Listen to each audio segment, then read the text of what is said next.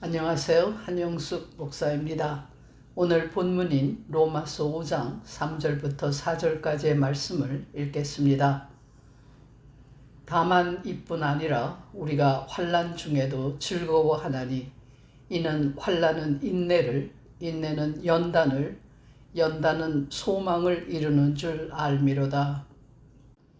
인류는 고난을 저주나 형벌로 이해하고 고난을 죄의 값으로 여겨왔습니다.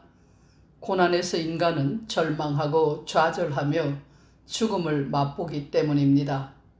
한국인 중에는 고난을 당연히 받아야 할 전생의 업보라고 생각하는 사람이 많이 있습니다. 현생에서 자신이 지은 죄의 값을 치르는 정도가 아니라 자기 힘으로는 어쩔 수도 없는 전생의 업보이니 고난에서 벗어날 길은 없어 보입니다. 숙명론적인 삶은 훨씬 더 비극적으로 여겨질 수밖에 없고 고난 자체를 긍정적으로 받아들이는 일은 불가능해집니다. 한편 우리에게도 고난을 교육적인 면으로 생각하는 점이 있습니다. 고생 끝에 낙이 온다는 말이나 젊어서 고생은 사소도 한다는 말로 고난의 의미를 부여하기도 합니다. 그러나 이런 말 역시 고난 후에 더 좋은 것이 온다는 것이지 고난 그 자체가 좋다는 말은 아닙니다. 고난이 좋은 것은 아니지만 어쩔 수 없이 당하는 것이니 참고 견디라는 뜻입니다. 그러나 아무리 참고 견뎌도 나아지지 않는 현실 앞에서 사람들은 한을 품고 살게 되고 한을 품은 채 죽을 수밖에 없습니다. 바울은 본문에서 소망은 환난에서 시작된다고 말합니다. 고난의 극치인 절망적인 환난의 상태가 우리를 참 희망에 인도한다는 말입니다.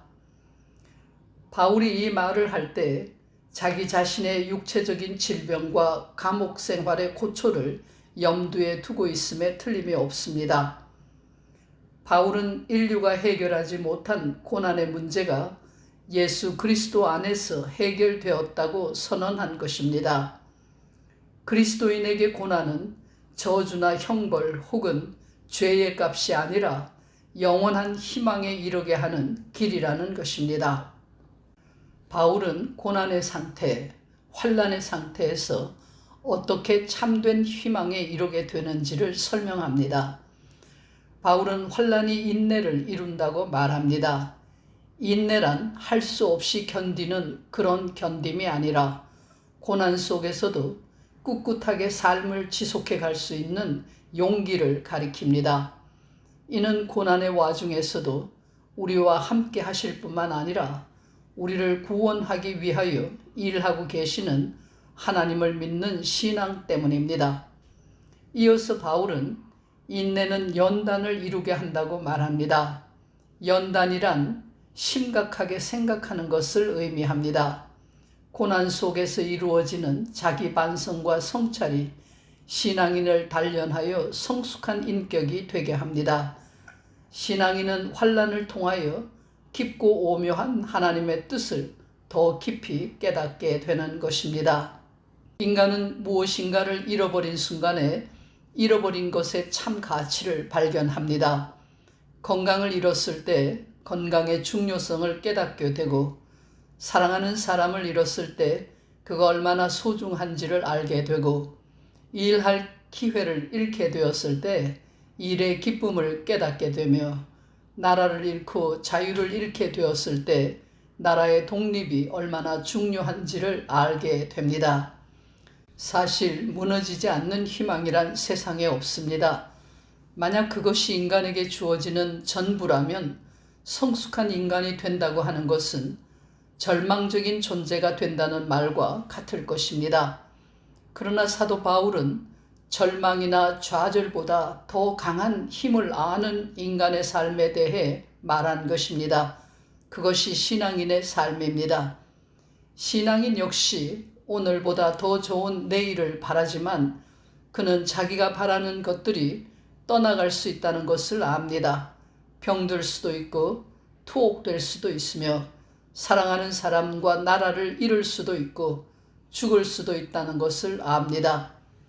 신앙인은 상실의 상태, 고통과 절망의 한가운데에도 하나님이 함께 계실 것을 믿음으로 압니다.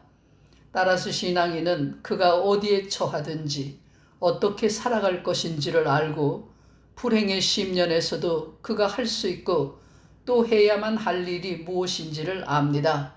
하나님을 믿기에 어떤 상황에서도 참된 희망을 지닐 수 있습니다. 기도하겠습니다. 외롭고 힘든 고난의 상태에서도 영원한 희망을 지니고 살아가는 저희가 되게 해 주시옵소서. 예수 그리스도의 이름으로 기도합니다. 아멘.